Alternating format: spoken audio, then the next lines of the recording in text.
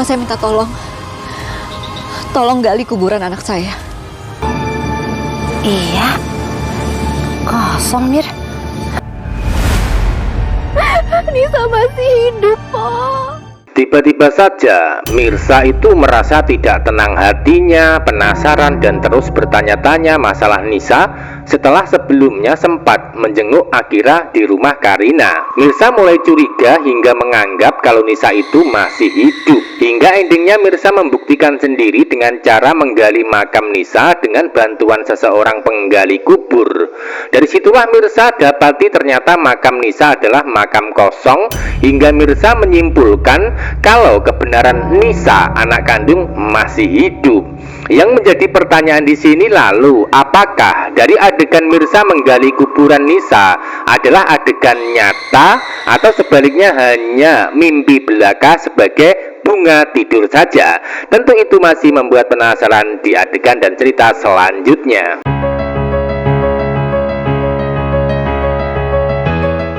Adegan saat ini Mirsa masih dibuat penasaran dan terus bertanya-tanya tentang anak kandung. Kecurigaan Mirsa semakin besar dan kuat ketika Desi ikut mempertanyakan identitas Akira yang sebenarnya adalah Nisa. Nah, dari situlah awal kejadian Mirsa tidak bisa tidur semalam hingga terus terbayang-bayang dengan kecurigaan yang ada dalam hatinya.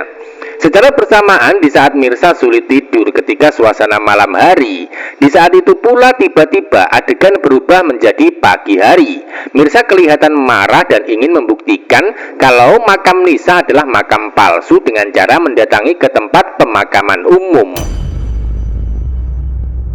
Hingga endingnya Mirsa tidak menemukan apapun atau tidak ada jasad Nisa di dalam galian makam yang sudah dia lihat.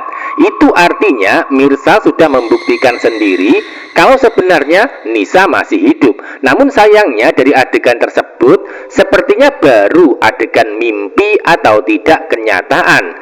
Sebab untuk saat ini identitas Akira masih disimpan rapat-rapat oleh Radit dan keluarga untuk menyimpan rahasia dari Mirsa. Atau dengan kata lain mungkin belum saatnya Mirsa tahu identitas Akira yang sebenarnya adalah anak kandung. Tentu hal itu bukan suatu kebetulan, melainkan belum saatnya terjadi.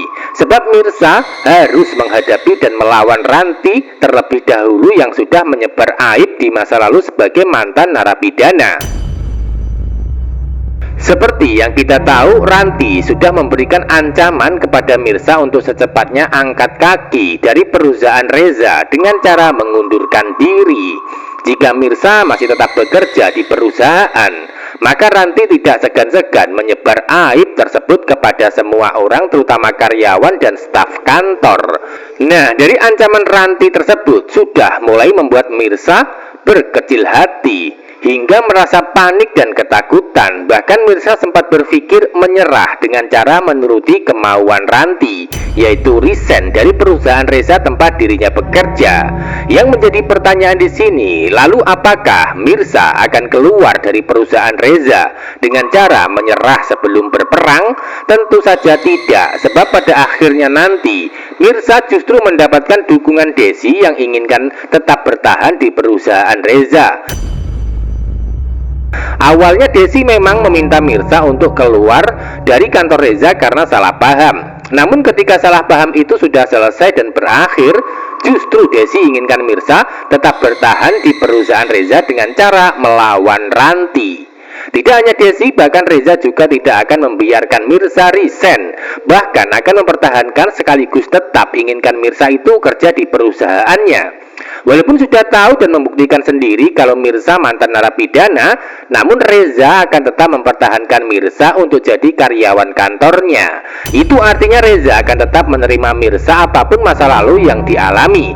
Karena Reza yakin dan percaya kalau kejadian masa lalu Mirsa mungkin hanya korban salah tangkap dalam kasus narkoboy.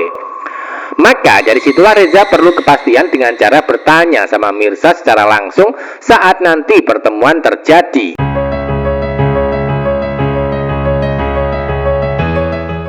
Episode selanjutnya, Ranti sangat percaya diri pasca memberikan ancaman kepada Mirsa, sehingga Ranti berpikir dan beranggapan kalau ancamannya pasti berhasil dan sukses. Bahkan Ranti masih menunggu Mirsa angkat kaki dari kantor Reza di keesokan harinya. Namun sayangnya harapan Ranti tidak sesuai dengan kenyataan. Yang awalnya puas, merasa sudah menang, namun pada akhirnya kalah ketika Reza menolak rencana pengunduran diri Mirsa. Sebab Reza akan mempertahankan Mirsa dengan cara apapun. Episode selanjutnya, suasana pagi hari, yaitu di kantor akan terus menarik dan seru. Pasalnya sikap Reza dan Mirsa akan terasa canggung satu sama lainnya. Akan tetapi Reza butuh kepastian dan informasi langsung dari Mirsa setelah sebelumnya penasaran dengan informasi Mirsa pernah dihukum 7 tahun penjara. Maka dari situlah Reza dan Mirsa akan bicara hati ke hati sekaligus berdua untuk nantinya curhat tentang masa lalu yang sebenarnya. Adegan akan sangat membuat baper karena cerita masa lalu Mirsa akan membuat Reza merasa kasihan. Sebab ketika nanti Mirsa bilang jujur apa adanya kalau dirinya korban salah tangkap, maka Reza semakin yakin kalau Mirsa tidak bersalah. Selain itu Desi juga akan membantu untuk menguatkan keterangan supaya Reza percaya kalau Mirsa memang tidak bersalah atas hukuman yang dijalani sebelumnya. Jadi dengan adanya bukti Mirsa pernah dihukum atas kasus narkoboy, maka akan membuat semua orang percaya, namun tidak untuk Reza. Sebab Reza akan lebih percaya kalau Mirsa itu tidak mungkin melakukan kejahatan sebesar itu. Walaupun sudah ada bukti tertulis di media secara nyata, namun itu semua tidak akan membuat Reza benci atau menjauh dari Mirsa. Bahkan sebaliknya akan semakin mendekat karena merasa sayang dan kasihan. Sehingga tidak ada yang bisa dilakukan Reza saat ini kecuali membantu Mirsa demi mengurangi kesedihan di hati, yaitu setelah berita mantan narapidana menjadi viral karena ulah Ranti. Itu artinya yang akan menderita adalah Ranti sendiri ketika Reza itu masih mempertahankan dan meminta Mirsa tetap kerja di kantornya, sekaligus menolak Mirsa saat mengajukan surat resign. Itu artinya Mirsa yang disakiti dan dijahati Ranti, namun Ranti mendapatkan balasan dengan cara disakiti oleh Reza secara langsung. Sebab dengan sikap Reza yang lebih peduli dan sayang sama Mirsa, maka Ranti yang akan menderita sendiri dan sengsara hidupnya. Walaupun Ranti sudah dapat dukungan dari Sarah saat ini, namun tetap saja itu belum cukup untuk menjauhkan Reza dari kehidupan Mirsa di alur cerita yang sudah berjodoh.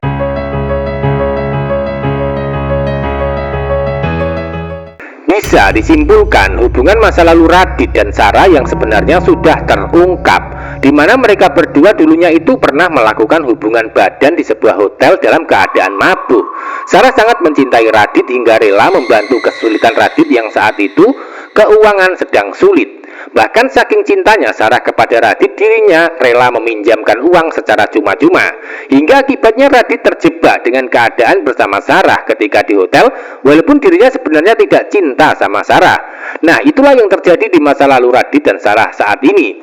Awalnya Radit nampak meragukan Sarah hamil bersama dirinya dengan alasan hanya sekali melakukan hubungan badan. Jadi bagaimana mungkin Sarah hamil bersama dirinya? Nah, itulah yang dipertanyakan Radit untuk mencoba mengelak dan meragukan kebenaran tersebut. Sebaliknya Sarah meyakinkan untuk menjawab keraguan Radit dengan cara menyarankan melakukan tes DNA untuk bisa membuktikan. Hingga Radit pun tidak bisa menyangkal atau menghindar karena Radit sadar kalau dirinya pernah melakukan di hotel bersama Sarah, walaupun itu hanya sekali. Lalu apa yang terjadi selanjutnya? Tentu saja Sarah akan menjadi karakter ngeselin buat hidup Radit nantinya, di mana posisi Sarah ini akan menjadi pelakor dalam rumah tangga Radit bersama Karina. Sebab karakter Sarah adalah karakter yang memang sebagai antagonis di dalam kehidupan Radit.